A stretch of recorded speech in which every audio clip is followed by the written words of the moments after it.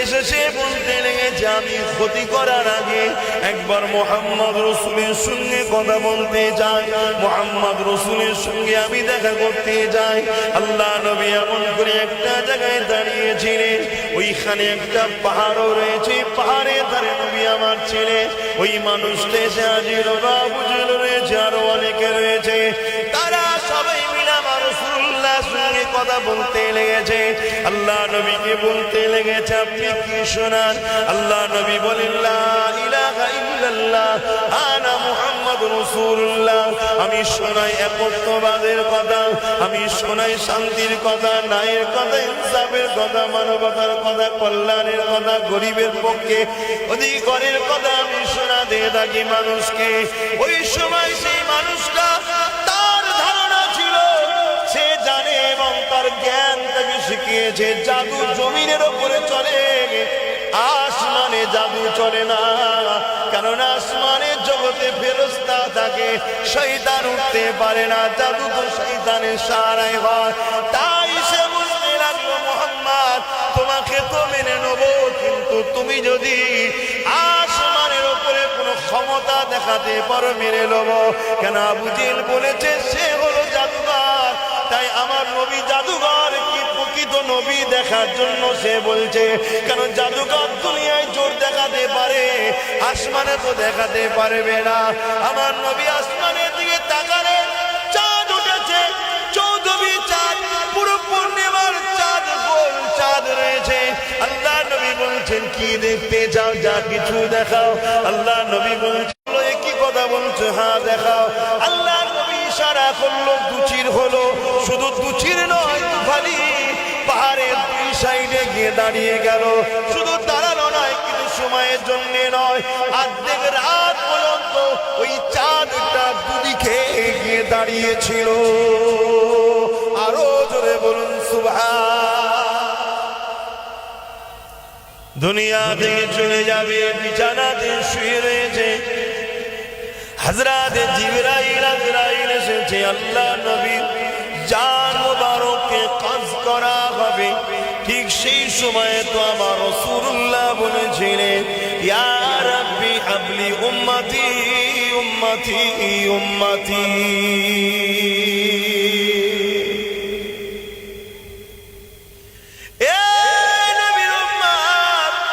সেই রাসূলকে ভুলে যেও না, সেই নবীর থেকে দূরে সরে যেও না, এতে আমার নবীর কিছু হবে না। কিন্তু দুঃখ কষ্ট তোমার আমার দুনিয়া তো ভোগ করতে হবে, আখিরাতে তোমাকে আমাকে জুলুমে জাহান্নামে যেতে হবে। তাই বলে দিয়ে যাই, নবী পাককে মহব্বত করো, যে নবী তোমাকে আমাকে কতটা ভালোবেসেছে। আল্লাহ নবী, নূহ নবী, দয়া নবী, রওজা মুবারকে আজও তোমার আমার জন্য কাঁদতেছে। নবী আমার যখন দুনিয়া জমিন থেকে চলে যাবে, হযরত আজরাইল আমার নবী পাকের সিনা মুবারকে বড় আদবের সঙ্গে হাতটা রেখেছে। কেন? আজরাইল জানে, জিনা সিনাতে হাত রাখছি, যারা পরিমাণ যদি বেয়াদবি হয়ে যায়, আমি আজরাইল বরবাদ হয়ে যাব।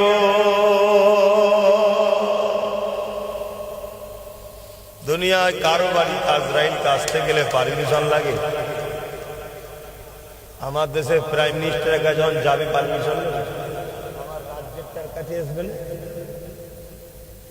কথা বলছে না তো, পারমিশন নেবে? আচ্ছা, আমি আব্বাস সিদ্দিকী, আমি তো হুজুর, পারমিশন নেবে? পারমিশন কিভাবে যে বার করবে আল্লাহ। আল্লাহ মাফ করো, আল্লাহ মাফ করো। মৃত্যুর যে কি কষ্ট, আহা, মৃত্যুর যে কি কষ্ট। এক সাহাবীর বড় শখ ছিল জানার যে মৃত্যুটা কেমন। লাস্টে তিনি যখন ইন্তেকাল করছে, করে যাওয়ার পর তিনার ছেলে, বাপ যে বারবার করে দেয়, বাপের কবরে গেছে, যে বারবার বলে, আব্বা আপনি তো বারবার বলতেন, আপনি বলুন না কেমন কষ্ট হয়েছিল। পাহাড়ি এলাকায় এক ধরনের কাঁটাযুক্ত গাছ পাওয়া যায়, নামটা স্মরণ হচ্ছে না, কাঁটাগুলো পেরে কেন নাই, শক্ত। শুনছো তো যুবকগুলো? আপনাদের মনে, আমাদের যুবকদের মনে মৃত্যু হবে কি সারা জীবন থাকবে নাকি? আবার কেউ কেউ বলে তুমি অমর থাকো, আমরা তোমার স্মরণ রাখবো নাকি? অমর ওর কি হচ্ছে দেখ না কবরে কি।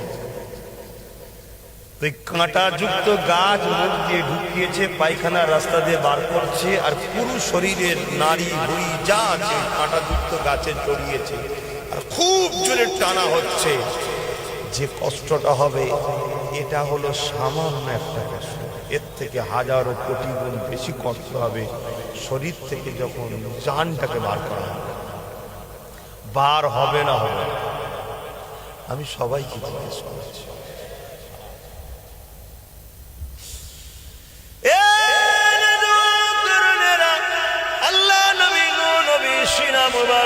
যখন আজরাইল হাতটা রেখেছে, আল্লাহ নবী বলেছেন আজরাইল রে, তোমার মনে কি কোনো দয়া ময়া নাই রে আজরাইল? তুমি আমি রাসূলুল্লাহর বুকের উপরে পাহাড় কেন চাপিয়ে দিলে? হযরতে আজরাইল বলতে লাগলেন, ইয়া রাসূলুল্লাহ হাবিবাল্লাহ, তুমি মাফ করবে, আমি এত আশার সঙ্গে, এত আদবের সঙ্গে, এত ভক্তির সাথে কারো জানকে কত কখনো করিনি যেটা আপনার করতে চলেছি। আল্লাহ নবী যখন এই কথাটা শুনলো, যুবক শোনো গো, বোনেরা শোনো, আব্বা যারা আম্মা যারা শোনেন, সঙ্গে সঙ্গে নবী আমার চোখ ভরা পানি নিয়ে কাঁদে আর বলে, এ আজরাইল কি কথা তুমি আমাকে শোনালে? এর থেকেও তাহলে কি কষ্ট হয়? জি ইয়া রাসূলুল্লাহ, সব থেকে আসান আপনার করতেছি। আল্লাহ নবী বলেছে, আজরাইল শোনো শোনো শোনো, আমি নবী পাক সিনাকে মজবুত করে ধরছি, আমার সমস্ত উম্মত উম্মতিদের জান কবজের কষ্টটা আমি রাসূলুল্লাহ আমার উপর দিয়ে উঠিয়ে না। আরো জোরে বলুন সুবহান।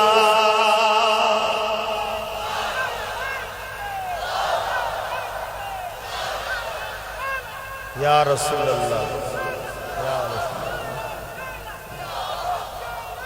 জিন্দাবাদ। আল্লাহ, কখনো কি সেই নবীর কথা ভাবেন? কখনো কি সেই নবীর জন্য দিল আমার ঘরের ভাইদের কাঁদে? কখনো কি সেই নবীর দিনটা কি করে সন্ত্রাস অত্যাচারী জালিমদের হাত থেকে নিরাপদে থাকবে? কখনো ভাবে? বলুন আমার ভাইরা, যে নবী বলল পাহাড় চাপিয়ে দিলে, সেই নবী যখন আওয়াজ শুনলো যে আজরাইল বলল আসান কারণই, তখনই বলছে আজরাইল কি বললে? আমার দুর্বল উম্মত গরিব কষ্ট পাবে, কমজোর উম্মত কষ্ট পাবে।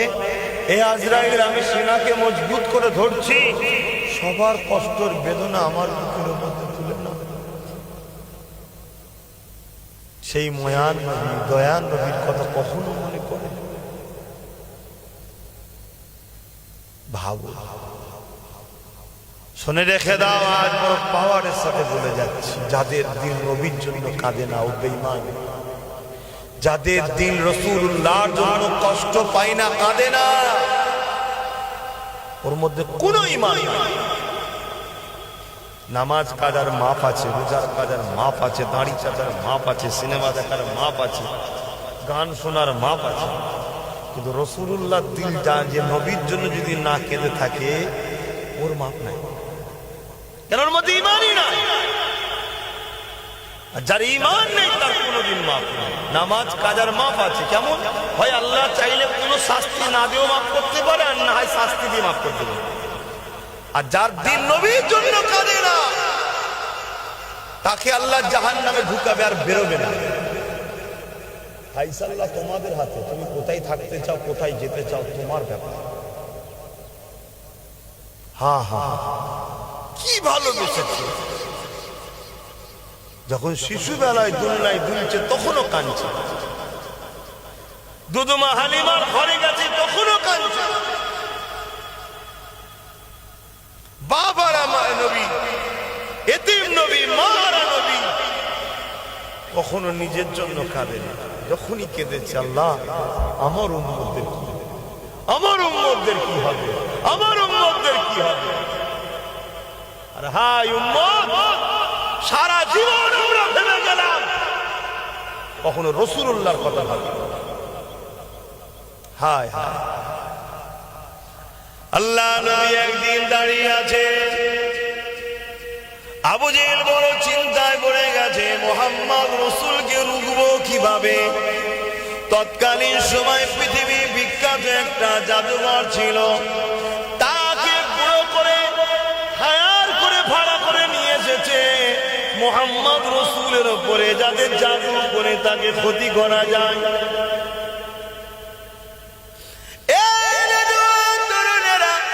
ওই জাদুঘর যখন মক্কা জমিয়ে এসে সে বলতে লেগেছে, আমি ক্ষতি করার আগে একবার মুহাম্মদ রাসূলের সঙ্গে কথা বলতে চাই, মুহাম্মদ রাসূলের সঙ্গে আমি দেখা করতে চাই।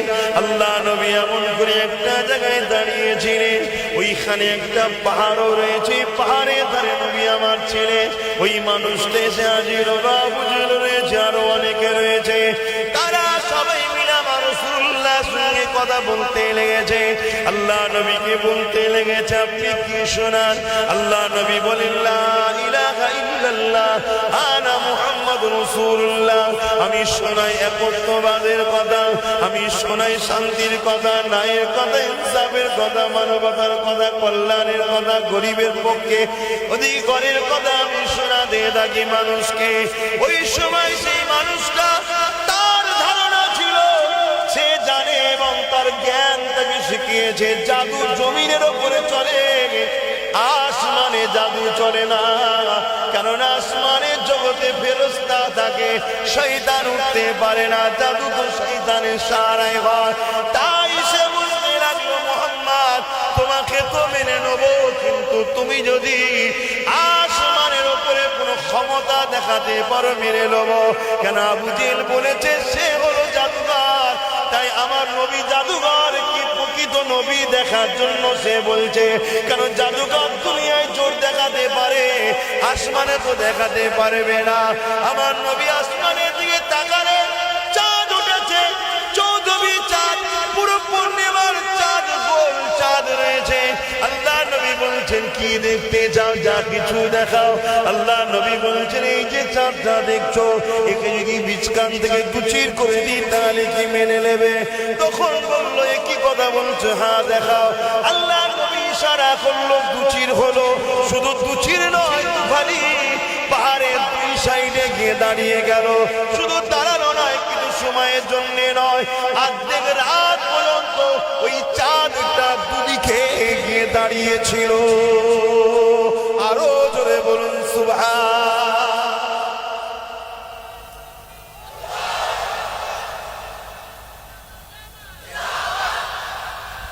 শুনছো যুবক, শুনছো তো? আমি তোমাকে কে চাঁদে গেছে শোনাতে এসিনি, আমি তোমাকে শোনাতে এসছি আমার নেতার জমিন থেকে চাঁদকে বলেছে দু টুকরো হয়ে গেছে, আমি সেটা শোনাতে এসছি। জোরে বলেন সুবহান। তার পিছনে ছুটছো কোন নেশায়?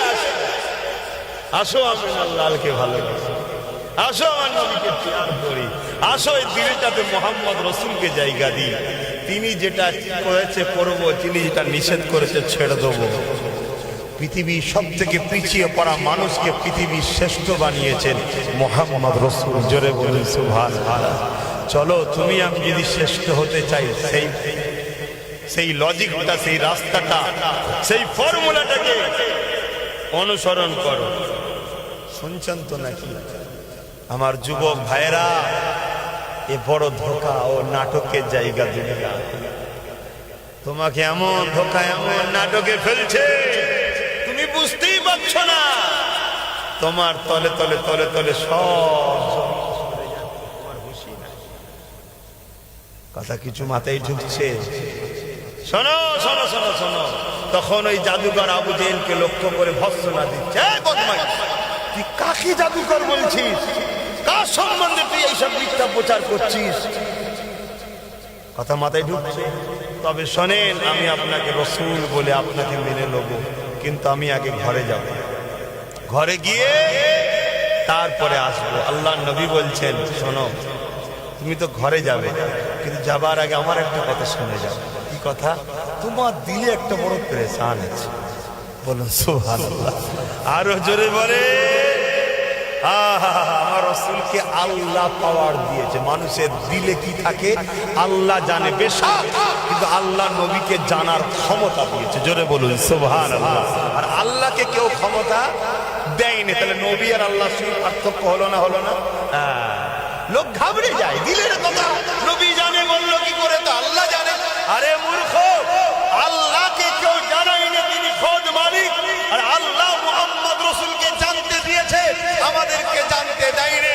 মুহাম্মদ রাসূলের সঙ্গে আমাদের পার্থক্য আল্লাহ করে দিয়েছে। জোরে বলুন সুবহানাল্লাহ। তো শোনো, তোমার দিলে একটা বড় পরেশান। কি পরেশান? সে তো চমকে গেছে, পৃথিবীর বড় জাদুকর তৎকালীন সময়। কি পরেশান? তোমার একটা বেটি আছে, সে অপারগ, বোঝেন না, প্যারালাইসিস জন্মগত ভাবে। তোমার মন বড় চাই তোমার মেয়েটা যদি সুস্থ হয় তুমি বড় খুশি হবে। বলছে হ্যাঁ ঠিকই, যাও ঘরে চলে। ঘরে গিয়ে যখন তৎকালীন সময় কিভাবে হোক, এখন বেল সিস্টেম, আওয়াজ দিয়েছে, ওই অপারগ বেটিটা হাঁটতে হাঁটতে দরজা খুলছে বাবাকে। জোরে বলুন সুবহানাল্লাহ। জিজ্ঞেস করছে, মা তোর এই হাল কেন? গত রাত্রি একজন আমার কাছে এসেছিলেন। শোনো, কার কথা তুমি শোনাতে এসেছি? হ্যাঁ, কার কথা শোনাতে এসেছি? আর বসো কোথায় তোমরা? হ্যাঁ হ্যাঁ, মায়ের পেটে 9 মাস বা 10 মাস ছিলে, খাওয়ালো যে আল্লাহ। দুনিয়ায় আসার আগে তোমার আমার মায়ের স্তনে খাবার পাঠিয়ে দিল যে আল্লাহ। তখন দুর্বল ছিল, আল্লাহ খাওয়ালো। এখন সবার হয়েছে, একটু ঘুরতেই বলেছে আল্লাহ রেজেক দেবো। আর এখন আল্লাহ ছেড়ে দিয়ে জালিমের পিছনে ঘুরছো। হে আমার ভাই, হে আমার বোন, ভুল আমায় আসো। দুনিয়া বেশি কখন যে পুট করে শরীর থেকে চলে যাবে জানটা, কি মুখ দেখাবে আল্লাহর কাছে। আসো, আমিও তওবা করি, তুমিও তওবা করো। আল্লাহ আজ থেকে আমাদেরকে পরিবর্তন যেন করে। যতদিন বাঁচবো এই আশা নিয়ে বাঁচবো, এই স্বপ্ন নিয়ে বাঁচবো, এই চাহত নিয়ে বাঁচবো, এইভাবেই বাঁচবো যে আজ থেকে আমি মুহাম্মদ রাসূলকে, নিজেকে মুহাম্মদ রাসূলের কাছে নিজেকে দান করলাম। আমার হাসি, আমার কান্না, আমার চলা, আমার উঠা, আমার বসা সবটাই মুহাম্মদ রাসূলকে ফলো করে হবে, অন্য কাউকে নয়। জোরে বলুন সুবহানাল্লাহ। রাজি আছেন না নাই? সেই নবীর উপরে একটা নাচ শরীফ পড়বো, একটু মহব্বতের দরুদ। আল্লাহুম্মা সাল্লি আলা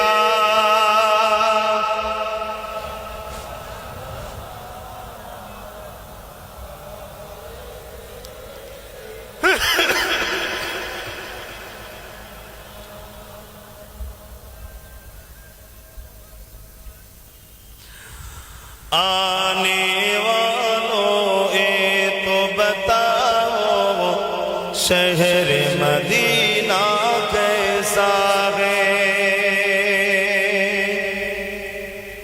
आने वालों ए तो बताओ शहर मदीना कैसा है। देख के जिसको जी नहीं भरता, देख के जिसको जी नहीं भरता, ओ मदीना ऐसा है। आने वालों ये तो बताओ शहर मदीना कैसा है। কি করে বলবো মদিনা কেমন, যাকে দেখে জান ভরে না, এত সুন্দর সেই মদিনা এমন। জোরে বলুন সুবহানাল্লাহ। আমি প্রত্যেকটা যুবকের কাছে আশা রাখবো, প্রত্যেকে আল্লাহর কাছে দোয়া চাও। আমার সাথে বলো, আল্লাহর কাছে দোয়া চাও, আল্লাহ আমার যদি এবছরে গত বছরে যা ইনকাম দিয়েছিল তার থেকে যদি 1 লাখ টাকা আল্লাহ বেশি দাও, আমি নিয়ত রাখলাম তোমার নবীর মদিনা ও মক্কায় যাব। জোরে বলুন সুবহানাল্লাহ। কি গো, যাবে না যুবকরা? এই জন বয়সে যাও, জন বয়সে, জন বয়সে যাও। আহা, তবে তো বুঝবে কি জায়গা গেছো।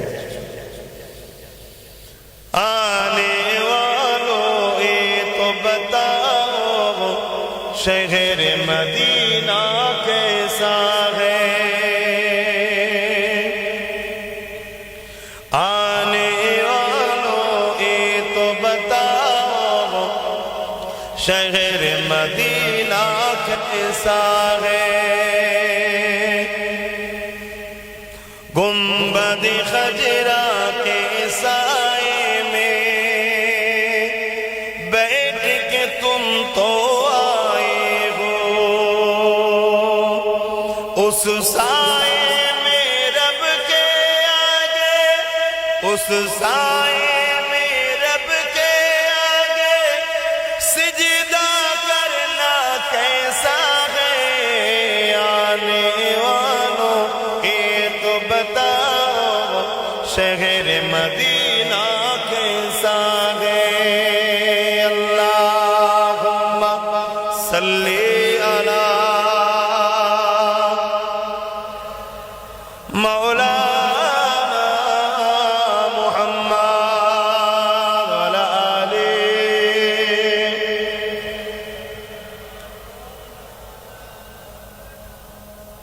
আমার আব্বা জানেরা হযরত বেলাল হুজুর মক্কার বাজারে বিক্রি অনেক জায়গায় হয়েছে, হাত ফেরাই হচ্ছে, কেউ কিনছে বলিচ্ছে, কেউ কিনছে। কেন? বেলালকে আল্লাহ কামলিওয়ালার পদমতে নিয়ে আসবে। জোরে বলুন সুবহানাল্লাহ। মক্কার বাজারে বিক্রি হলো। উমাইয়া নামক এক শাসক ছিল, বেলালকে খরিদ করে নিয়েছে, জুলুম অত্যাচার তার উপর করতে লেগেছে। বেলাল সব সহ্য করে আল্লাহ কাউকে গরিব করে পরীক্ষা নেয়। একদিন বেলালের কানে আওয়াজ হলো, কি একজন এসেছে, তিনি গরিবের পক্ষে, তিনি অসহায়ের পক্ষে, তিনি গোলামদের পক্ষে, তিনি মজলুমের পক্ষে, তিনি সভ্যতার পক্ষে, তিনি ইনসাফের পক্ষে, তিনি মানুষকে আজাদ করার জন্য এসেছে। জোরে বলে সুবহানাল্লাহ। বেলাল আরো খোঁজ নিতে কখন বেলাল নবীর প্রেমিক হয়ে গেছে। একদিন নবী মুহাম্মদ রসুলের হাতে হাত দিয়ে গোপনে, কেন তখন প্রকাশ্য বলার ছিল না, আর এখন না বললে আমরা বলছি, তাও বলতে চাইছে না। গোপনে মোহাম্মদ রসুলকে নবী বলে, আল্লাহকে আল্লাহ বলে, নাই সত্য ইনসাফ আজাদের জিন্দেগির দিকে বেলাল আগাতে লেগেছে। জোরে বলুন সুবহানাল্লাহ। আল্লাহ বলেছেন আমি পরীক্ষা নেব না। কি গো নেবে না? যুবক, তোমাদের ঘরে পরীক্ষা নেবে না?